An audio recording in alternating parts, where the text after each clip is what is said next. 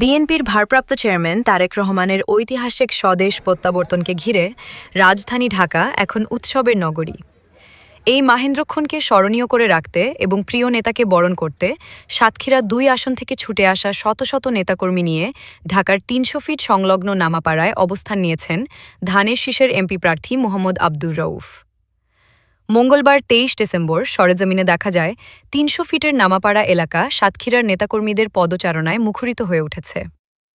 ২৫ December Tarique রহমানের আগমন উপলক্ষে আব্দুর রউফের নেতৃত্বে এলাকার কর্মী সমর্থকরা ২ দিন আগেই ৩০০ ফিটের নামাপাড়ায় জড়ো হয়েছে।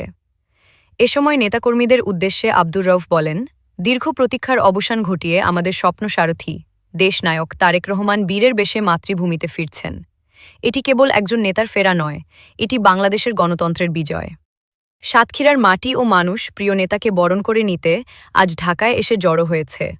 ইনশাআল্লাহ ২৫ ডিসেম্বর বিমানবন্দর থেকে রাজপথ জনসমুদ্র তৈরি করে আমরা প্রমাণ করে দেব তারেক রহমানের ওপর মানুষের আস্থা ও ভালোবাসা অবিচল।